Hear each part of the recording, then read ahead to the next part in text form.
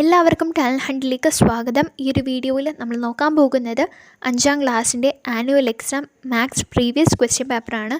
മുൻ വർഷം അതായത് 2023 വന്നിട്ടുള്ള കഴിഞ്ഞ വർഷം വന്നിട്ടുള്ള ചോദ്യപേപ്പറാണ്. ചോദ്യപേപ്പറും അതോടൊപ്പം തന്നെ എല്ലാ ആക്ടിവിറ്റീസിൻ്റെ ആൻസേഴ്സും നമ്മൾ ഈ വീഡിയോയിൽ ഉൾപ്പെടുത്തിയിട്ടുണ്ട്. അപ്പോൾ ഈ ഒരു വീഡിയോയിൽ 7 ആക്ടിവിറ്റീസാണുള്ളത്. നിങ്ങൾക്ക് എക്സാമിന് 7 ആക്ടിവിറ്റീസോ അഥവാ 8 ആക്ടിവിറ്റീസോ ഒക്കെ തരും. അതിൽ നിങ്ങൾക്കറിയുന്ന 5 അല്ലെങ്കിൽ 6 എണ്ണം എഴുതാനായിരിക്കും പറയുക. അപ്പോൾ നിങ്ങൾക്ക് അറിയുന്നത് എഴുതിയാൽ മതി. 2 എണ്ണമൊക്കെ നിങ്ങൾക്ക് വിടാനുള്ള ചോയ്സ് ഉണ്ടാകും. സോ ഏറ്റവും നന്നായി അറിയുന്ന ക്വസ്റ്റ്യൻസ് മാത്രം ആക്ടിവിറ്റീസ് മാത്രം നിങ്ങൾ എഴുതുക. ഈ ഒരു വീഡിയോയിൽ നമ്മൾ എല്ലാ ആക്ടിവിറ്റീസും അതിന് ആൻസേഴ്സും ഡിസ്കസ് ചെയ്യുന്നുണ്ട്. നമുക്ക് ഓരോ ആക്ടിവിറ്റികളായിട്ട് നോക്കാം. First activity, sports meet. The points scored by 5 different schools in sub-district sports meet are given in the picture form. ഉപജില്ലാ കായികമേളയിൽ 5 സ്കൂളുകൾക്ക് ലഭിച്ച പോയിൻറ്റുകൾ ചിത്രരൂപത്തിൽ പട്ടികയിൽ കൊടുത്തിരിക്കുന്നു. ഇവിടെ നമുക്ക് കാണാം സ്കൂൾ ABCDE പോയിൻറ്റുകൾ ഇവിടെ കൊടുത്തിട്ടുണ്ട്. ടോട്ടൽ പോയിൻറ്റ്സ് ഇവിടെ കൊടുത്തിട്ടുണ്ട്. പക്ഷേ ഇവിടെ കുറച്ച് ഭാഗങ്ങൾ വിട്ടുപോയിട്ടുണ്ട്. ഇവിടെ സർക്കിൾ പോലെയുള്ളത് സർക്കിൾ കാണിക്കുന്നുണ്ടെങ്കിൽ അതിനർത്ഥം 10 പോയിൻറ്റ്സ് ആണ്. ഇനി സ്ക്വയർ ആണ് കാണിക്കുന്നതിൽ അത് 5 പോയിൻറ്റ്സ് ആണ്. ട്രയാങ്കിളിന് വരുന്നത് 3 പോയിൻ്റ് ആണ്. സോ നമുക്ക് ഫസ്റ്റ് ഏൻ്റെതൊന്ന് നോക്കാം. എയിൽ 3 സർക്കിൾസ് ഉണ്ട്, അതുകൊണ്ട് തന്നെ 30 പോയിൻറ്റ്സ്. 2 സ്ക്വയർ അപ്പോൾ എത്രയായിരിക്കും? 2 സ്ക്വയർ ആകുമ്പോൾ 10 പോയിൻറ്റ്സ്. 2 triangle 6 points. സോ 30 + 10 എത്രയാണ്? 40. 40 + 6 46. അപ്പോൾ അവർക്ക് ടോട്ടൽ വരുന്നത് 46 പോയിൻറ്റ്സ് ആണ്. നമ്മളോട് ഫസ്റ്റ് ക്വസ്റ്റ്യൻ എന്താ പറഞ്ഞത്? Write the scores of school CDE. ഈ 3 സ്കൂളിൻ്റെയും സ്കോർസ് നമ്മളോട് എഴുതാനാണ് പറഞ്ഞിട്ടുള്ളത്. CDE എന്നീ സ്കൂളുകൾക്ക് കിട്ടിയ പോയിൻറ്റുകൾ എഴുതുക. നമുക്ക് എഴുതി നോക്കാം അല്ലേ. സിക്ക് വരുന്നത് എത്രയാണ്? സിക്ക് വരുന്നത് 1 2 3 4 5 5 സർക്കിൾസ് വരുന്നുണ്ട്. 5 സർക്കിൾസും 2 ട്രയാങ്കിൾസും ആണ്. 5 സർക്കിൾസ് വരുമ്പോൾ 50 പോയിൻറ്റ്സ് അല്ലേ. 50 പോയിൻറ്റ്സ് + 6 ആണ് വരിക. 50 പോയിൻറ്റ് + 6 = 56 ആണ് ആൻസർ ആയിട്ട് വരുന്നത്. സോ നമുക്കിവിടെ എഴുതി കൊടുക്കാം 56. ഇനി അടുത്തത് D ആണ്. ഡിന് വരുന്നത് 3 സർക്കിൾസ് 4 സ്ക്വയേഴ്സ് ആണ്. 3 സർക്കിൾസ് ആകുമ്പോൾ 30 പോയിൻറ്റ്സ്, 4 സ്ക്വയേഴ്സ് ആകുമ്പോൾ 20 പോയിൻറ്റ്സ്. ആൻസർ വരുന്നത് എത്രയാണ്? 50 പോയിൻറ്റ്സ് ആണ് ആൻസർ ആയിട്ട് വരുന്നത്. 50 പോയിൻറ്റ്സ്. മേലത്തത് 56ഉം ഡിന് വരുന്നത് 50 പോയിൻറ്റ്സ്. ഇനി ലാസ്റ്റ് വൺ E ആണ്. ഇതിന് 3 സർക്കിൾസ് 3 സ്ക്വയേഴ്സ് 1 ട്രയാങ്കിളാണ് വരുന്നത്. 3 circles 30 points, 3 squares 15 points, 1 triangle 3 points. Total വരുന്നത് 48 ആണ്. ഓക്കെ ആണല്ലോ. സോ മാത്സ് ആയതുകൊണ്ട് തന്നെ നിങ്ങൾ ഓരോ ആക്ടിവിറ്റി പറയുമ്പോഴും പോസ് അടിക്കുക. നിങ്ങൾ ചോദ്യം വായിച്ച് നോക്കുക. അതിനുശേഷം നിങ്ങളൊരു നോട്ട്ബുക്ക് എടുത്ത് നിങ്ങൾ സ്വന്തം ചെയ്ത് നോക്കുക. സോ ആൻസർ ചെയ്ത് നോക്കുക. അതിനുശേഷം നിങ്ങളുടെ ആൻസർ ശരിയാണോ എന്ന് നിങ്ങൾ ചെക്ക് ചെയ്യുക. ഓക്കെ ആണല്ലോ. ഇനി B ക്വസ്റ്റ്യൻ എന്താണ്? Which school scored the highest point? ഏത് സ്കൂളാണ് ഏറ്റവും കൂടുതൽ പോയിൻ്റ് നേടിയിട്ടുള്ളത്? നോക്കൂ, ഏത് സ്കൂളാണ്? സി ആണ് ആൻസർ ആയിട്ട് വരുന്നത്. ഇനി C question, which school got the same point? ഏതൊക്കെ സ്കൂളുകളിലാണ് സെയിം പോയിൻ്റ് ലഭിച്ചിട്ടുള്ളത്? ഏതൊക്കെ സ്കൂളിനാണ്? ബിക്കും ഇക്കും സെയിം പോയിൻ്റ് ആണ് അല്ലേ. 48 പോയിൻറ്റ്സ് ആണ്. ബിയും ഇയും ആണ് കേട്ടോ. ബിയും ഇയും ഓക്കെ ആണല്ലോ. ഇനി നമുക്ക് അടുത്ത ക്വസ്റ്റ്യനിലേക്ക് പോവാം. Activity 2, Vinu shop. വിനുവിൻ്റെ കട. Given below are the price details of some items bought by Vinu for his shop. വിനു തൻ്റെ കടയിലേക്ക് വാങ്ങിയ ചില സാധനങ്ങളുടെ വില വിവരങ്ങൾ ചുവടെ കൊടുത്തിരിക്കുന്നു. സാധനങ്ങൾ എന്തൊക്കെയാണ്? നോട്ട്ബുക്ക് ഉണ്ട്, പെന്നുണ്ട്, പെൻസിലുണ്ട്, ഫയലുണ്ട്. ഇവിടെ കൊടുത്തിട്ടുള്ളത് ക്വാണ്ടിറ്റി ആണ്, എത്ര എണ്ണം വാങ്ങിയെന്നുള്ളതാണ്. നോട്ട്ബുക്ക് 500 എണ്ണം വാങ്ങിയിട്ടുണ്ട്, പെന്ന് 300, പെൻസിൽ 275, ഫയൽ 150. ഇനി ഓരോന്നും എത്രയിനാണ് വാങ്ങിയത് എന്നാണ് കൊടുത്തത്. നോട്ട്ബുക്കിന് ഒന്നിൻ്റെ വില വരുന്നത് 25 ആണ്, പെന്നിന് വരുന്നത് 8, പെൻസിലിന് 3, ഫയലിന് 20 രൂപ. ഇനി ഇവിടെ കൊടുത്തിട്ടുള്ളത് ടോട്ടൽ പ്രൈസ് ആണ്. ടോട്ടൽ പ്രൈസ് എങ്ങനെയാണ് അവർ കണ്ടത്? അപ്പോൾ നോട്ട്ബുക്കിൻ്റെ ടോട്ടൽ പ്രൈസ് അവർ കണ്ടത് 500 × 25 ആണ്. ഇവിടെ 25 ആണല്ലോ ഒന്നിൻ്റെ വില. സോ 500 × 25 ചെയ്യാതെ നമുക്ക് ആൻസർ ആയിട്ട് കിട്ടുക 12,500 എന്നാണ്. അതുപോലെ നമ്മളോട് ഇവിടെ ഫസ്റ്റ് പറഞ്ഞിട്ടുള്ളത് എന്താണ്? What is the total amount of spend four buying file? File വാങ്ങുന്നതിന് ആകെ എത്ര രൂപയായി? അതെങ്ങനെയാണ് നമുക്ക് കണ്ടെത്താനായിട്ട് സാധിക്കുക? നിങ്ങളൊന്ന് കമൻറ്റ് ബോക്സിലൂടെ പറഞ്ഞേ. 150 × 20 നമ്മൾ ചെയ്യണം അല്ലേ. 150 × 20 നമ്മൾ ചെയ്യണം. 150 × 20 ചെയ്താൽ നമുക്ക് എത്രയാണ് ആൻസർ ആയിട്ട് കിട്ടുന്നത്? ആൻസർ ആയിട്ട് കിട്ടുന്നത് 3000 ആണ്. സോ ഫസ്റ്റ് ക്വസ്റ്റ്യൻ ആൻസർ എന്താ വരുന്നത്? 3000, 3000. ഇനി B question, find the total amount spend for all the items. എല്ലാ ഐറ്റത്തിനും കൂടി എത്ര രൂപ ചിലവായി? ഇത് കണ്ടെത്താൻ നമ്മൾ പ്രൈസസ് ആഡ് ചെയ്യണം. 12,500 ആഡ് ചെയ്യുക, 2,400 ആഡ് ചെയ്യുക, 825 ആഡ് ചെയ്യുക, 3,000 ആഡ് ചെയ്യുക. എല്ലാ എമൗണ്ടും ആഡ് ചെയ്താൽ നമുക്ക് ആൻസർ ആയിട്ട് കിട്ടുന്നത് എത്രയാണ്? ആൻസറായി നമുക്ക് കിട്ടുന്നത് 18,725 ആണ്. ഇത് ബി ക്വസ്റ്റ്യൻ ആൻസർ ആണ് കേട്ടോ. ബി ക്വസ്റ്റ്യൻ ആൻസർ ആണ് 8,725. ഇനി C question, Vinu gave 20,000 rupees to the shopkeeper. Using the balance amount, he bought some name slip of 5 rupees each. How many name slips would he get? Vinu 20,000 രൂപ കടക്കാരന് കൊടുത്തു. പക്ഷേ നമുക്ക് ആകെ രൂപയായിട്ടുള്ളത് 18,725 രൂപയാണ്. പക്ഷേ വിനു കടക്കാരന് 20,000 രൂപ കൊടുത്തു. അപ്പോൾ ബാക്കി ഉണ്ടാവുമല്ലോ. ഈ ബാക്കി കിട്ടിയ തുകയ്ക്ക് 5 രൂപ വീതം വിലയുള്ള നെയിം സ്ലിപ്പുകൾ വിനു വാങ്ങി. അങ്ങനെയാണെങ്കിൽ എത്ര നെയിം സ്ലിപ്പുകൾ നമുക്ക് കിട്ടുമെന്നാണ് ഇവിടെ ചോദിച്ചിരിക്കുന്നത്. ഇത് കണ്ടെത്താൻ എളുപ്പമാണ്, പക്ഷേ നമ്മളൊന്ന് ചിന്തിക്കണം. ക്വസ്റ്റ്യൻ 1-2 തവണ വായിക്കുക. നമുക്കറിയാം 20,000 രൂപയാണ് വിനു കടക്കാരന് കൊടുത്തത്. 20,000 രൂപ. അതിൽ നിന്ന് നമ്മുടെ ആകെ തുക മൈനസ് ചെയ്യാം. അതായത് 80,725 മൈനസ് ചെയ്യാം. അപ്പോൾ നമുക്ക് ആൻസർ ആയിട്ട് കിട്ടുക 1,275 rupees എന്നാണ്. ബാക്കിയുള്ള എമൗണ്ട് എത്രയാണ്? ബാലൻസ് എമൗണ്ട് വരുന്നത് 1,275. ഈ 1,275 കൊണ്ടാണ് വിനു 5 രൂപ വീതമുള്ള നെയിം സ്ലിപ്പുകൾ വാങ്ങിയത്. ഇനി നമ്മൾ എന്ത് ചെയ്യണം? 1,275 ഡിവൈഡഡ് ബൈ 5 ചെയ്യണം. ആൻസർ ആയിട്ട് കിട്ടുന്നത് എത്രയാണ്? 255. സോ 255 നെയിം സ്ലിപ്പുകളാണ് വിനു വാങ്ങിയിട്ടുള്ളത്. ആൻസർ എത്രയാണ്? 255. ഓക്കെ ആണല്ലോ, മനസ്സിലായല്ലോ? നിങ്ങൾ മനസ്സിലായിട്ടില്ലെങ്കിൽ ഒന്നും കൂടി കാണാം. ഒക്കെ ക്ലിയർ ആക്കി പോവാം കേട്ടോ. ഇനി നമുക്ക് സമയമില്ല, ഒക്കെ ക്ലിയർ ആക്കിയിട്ട് നിങ്ങൾ പോവാം. ഇനി activity 3, number relation. Observe the table given below. ഇവിടെ കൊടുത്തിരിക്കുന്ന ടേബിൾ കാണുക. ടേബിൾ നമുക്കറിയാം 4 ആക്കി തിരിച്ചു. നമ്പർ, ലീസ്റ്റ് കോമൺ മൾട്ടിപ്പിൾ, അതായത് LCM, highest common factor, HCF, LCM into HCF, ഇങ്ങനെ 4 ആക്കി തിരിച്ച ടേബിളാണ്. നമുക്ക് എക്സാമ്പിളിനായിട്ട് ഫസ്റ്റ് വൺ നോക്കാം. നമ്പർ കൊടുത്തത് 20, 30 ആണ്. 20ൻ്റെയും 30ൻ്റെയും ലീസ്റ്റ് കോമൺ മൾട്ടിപ്പിൾ എന്ന് പറയുന്നത് 60 ആണ്. ഹയസ്റ്റ് കോമൺ ഫാക്ടർ എന്ന് പറയുന്നത് 10 ആണ്. ഇനി നമ്മളോട് ഇവിടെ LCM ഇൻറ്റു HCF ചെയ്യാനാണ് പറഞ്ഞത്. അതായത് 60 × 10. 60 × 10 എത്രയാണ്? 600. ഇതിങ്ങനെയാണ് ചെയ്യുന്നത്. ആദ്യം നമ്മളോട് പറഞ്ഞത് ടേബിൾ കംപ്ലീറ്റ് ചെയ്യാനാണ്, പട്ടിക പൂർത്തീകരിക്കുക. ഇനി നമുക്ക് സെക്കൻഡ് വൺ നോക്കാം. സെക്കൻഡ് വൺ 4ഉം 6ഉം ആണ് കൊടുത്തത്.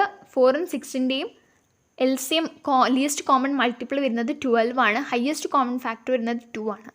ഇനി 12 × 2 ചെയ്താൽ നമുക്ക് ആൻസർ എത്ര കിട്ടുക? 24 ആണ്. 12 × 4 എന്ന് പറയുന്നത് 24 ആണ്. 24. ഇനി നെക്സ്റ്റ് നമ്പർ എന്ന് പറയുന്നത് 10ഉം 15ഉം ആണ്. 10ഉം 15ഉം. 10ൻ്റെയും 15ൻ്റെയും ലീസ്റ്റ് കോമൺ മൾട്ടിപ്പിൾ എന്ന് പറയുന്നത് 30 ആണ്. നമുക്ക് 10 × 3 ചെയ്താൽ 30 കിട്ടും. 15 × 2 ചെയ്താൽ 13 കിട്ടും. സോ അതിൻ്റെ ലീസ്റ്റ് കോമൺ മൾട്ടിപ്പിൾ LCM ആണ്. ഇനി HCF ആണ് നമുക്ക് കണ്ടെത്തേണ്ടത്. സോ ഹയസ്റ്റ് കോമൺ ഫാക്ടർ എത്രയാണ് വരുന്നത്? ഹയസ്റ്റ് കോമൺ ഫാക്ടർ വരുന്നത് 5 ആണ്. ആൻഡ് LCM ഇൻറ്റു HCF ചെയ്യണം. അതായത് 30 × 5. 30 × 5 എത്രയാണ്? 150. സോ ആൻസർ വരുന്നത് 150 ആണ്. ഓക്കെ ആണല്ലോ. ഇനി നമ്മളോട് ബി ക്വസ്റ്റ്യൻ പറഞ്ഞത്, find the relationship between the product of the number and the product of the least common multiple and the highest common factor. ഇവിടെ നമ്മൾ പറഞ്ഞത് ചെറുപൊതു ഗുണിതം, വൻ പൊതുഗുണിതം, അതായത് ലീസ്റ്റ് കോമൺ ഫാക്ടറും ഹയസ്റ്റ് കോമൺ ഫാക്ടറും ഒക്കെയാണ്. ഇവയുടെ ഗുണഫലവും സംഖ്യകളുടെ ഗുണഫലവും തമ്മിലുള്ള ബന്ധം എന്ത്? ഈ ബന്ധം നിങ്ങൾക്ക് പെട്ടെന്ന് തന്നെ മനസ്സിലാക്കാനായിട്ട് പറ്റും.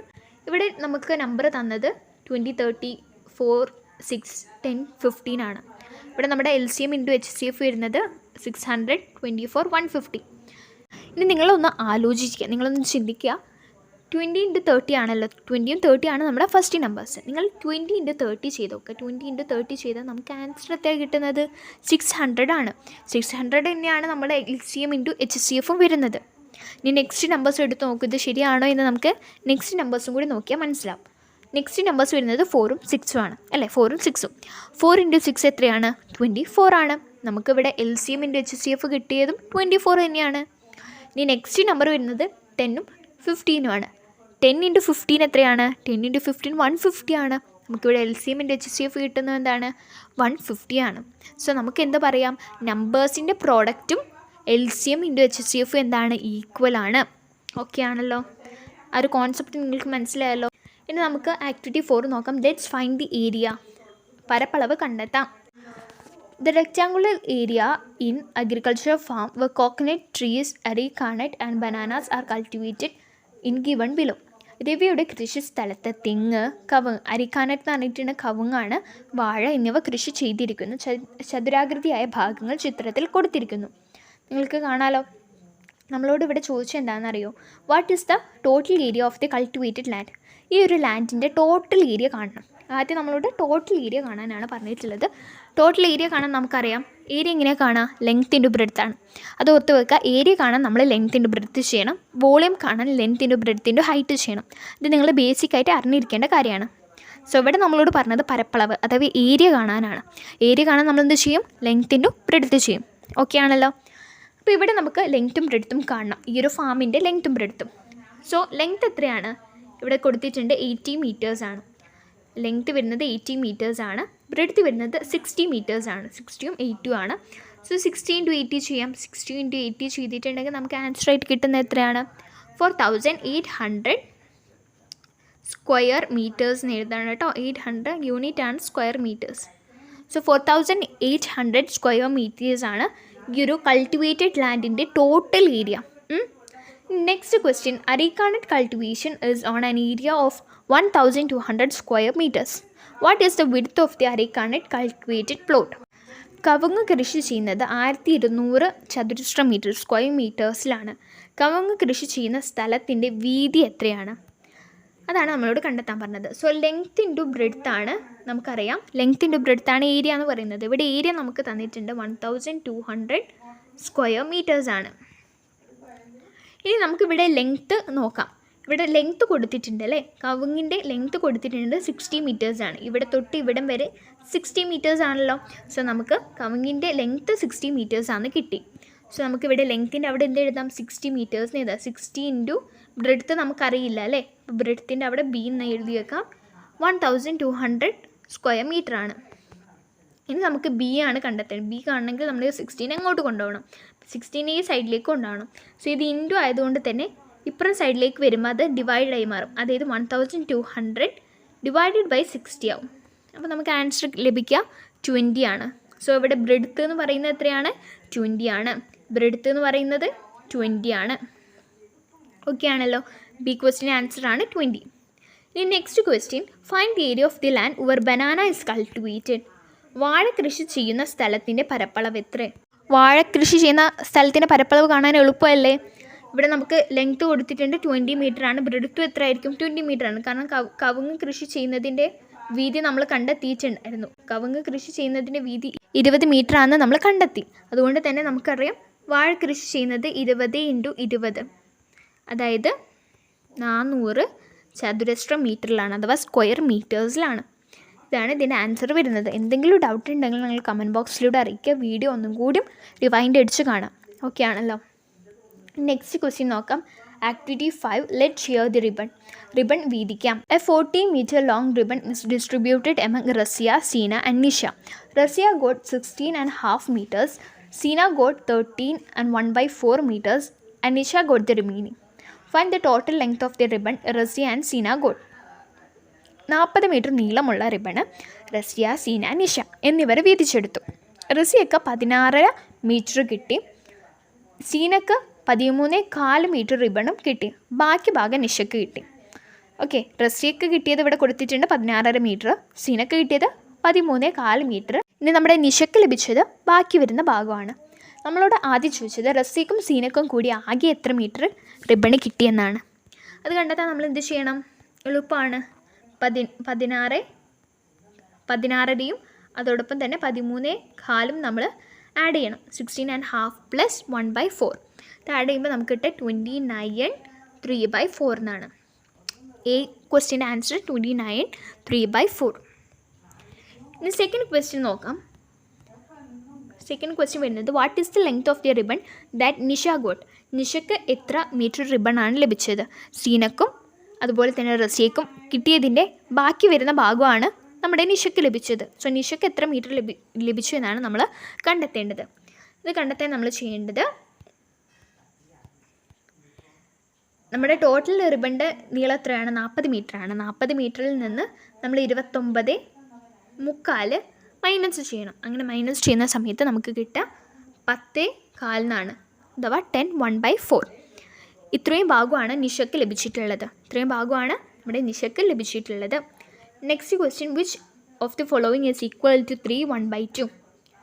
3/1/2ന് തുല്യമായത് ചുവടെ കൊടുത്തവയിൽ ഏതാണ്?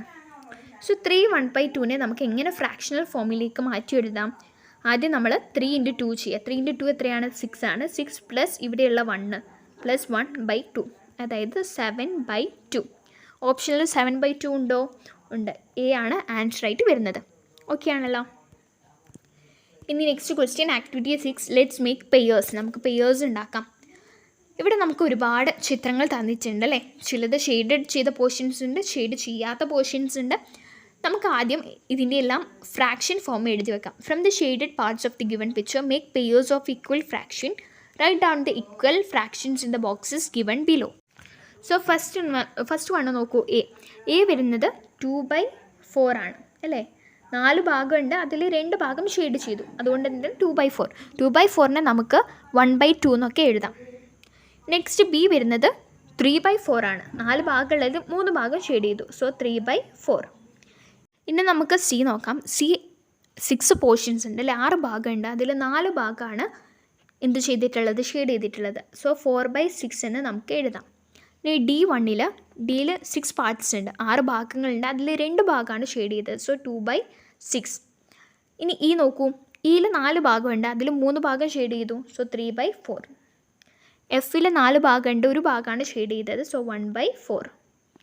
ഇനി ജി നോക്കാം. ജിയിൽ 3 ഭാഗമാക്കിയിട്ടാണ് തിരിച്ചത്, അതിൽ 2 ഭാഗം ഷെയ്ഡ് ചെയ്തു. സോ 2/3. ലാസ്റ്റ് വൺ 2 ഭാഗമുണ്ട്, അതിൽ 1 ഭാഗം കളർ ചെയ്തു. സോ 1/2. ഇനി നമ്മളോട് ചോദിച്ചിരിക്കുന്നത് ഇവയെ പെയറാക്കി എഴുതാനാണ്. ഒരുപോലെയുള്ളതിനെ പെയറാക്കി എഴുതാം. ഇവിടെ ഒരു എക്സാമ്പിൾ കൊടുത്തിട്ടുണ്ട്, എയും എച്ചും.